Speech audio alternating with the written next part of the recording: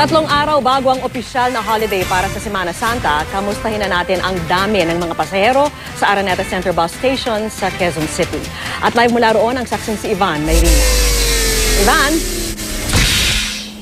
Vicky, pansamantalang nanahimik ang Araneta Center Bus Terminal sa pagalis ng last trip patungong Bicol kaninang alas 10 ng gabi.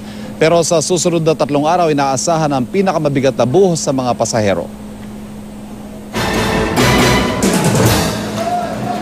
Sa tala ng pulisya, umabot daw sa 7,000 ang mga bumiyahe ngayong araw mula rito sa Araneta Center Bus Station. Ang ilang nagpunta na rito, maagang nag-leave sa trabaho para masulit ang mahabang bakasyon. Tagal kong hindi umuwi. I guess mga 22 years na hindi nag-Holy Week eh. Yeah. Excited kayo ngayon? Excited of course with the family. May mga nauna na rin bumiyahe nung nakaraang linggo kung kailan tumama rin ang April 9 holiday. Katunayan sa datos ng pulisya, mas marami ang mga bumiyahe isang linggo bagong Semana Santa ngayong taon kumpara nung isang linggo bagong Holy Week 2013. At bukas hanggang sa Huwebes Santo, inaasahan ang pinakamalaking buhos sa mga pasahero patungo sa Katimugang Luzon, Bicol at Visayas.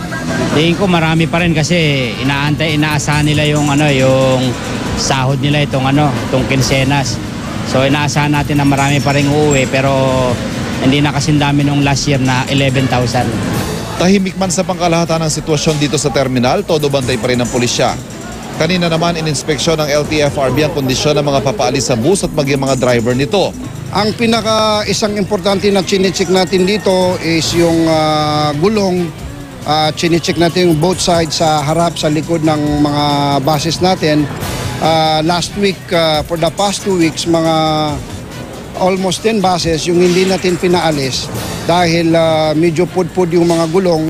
Ang mga ilaw at wiper ng bus hindi pinalagpas. Tiniyak ding may karelyebo mga driver lalo't mahaba ang biyahe pa Bicol at pa Visayas. Kasama nito, inisa-isa rin ng MMDA mga driver sa alcohol level test. Wala namang nagpositibo sa alcohol.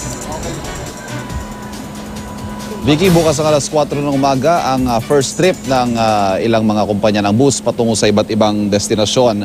Pero hanggang sa ngayon nga ay may mga tao pa rin, marami sa kanila dito na magpapalipas sa magdamag para hindi malate sa kanilang mga biyahe bukas nga ng alas 4. Samantala, suspendido na po ang number coding para sa mga provincial bus.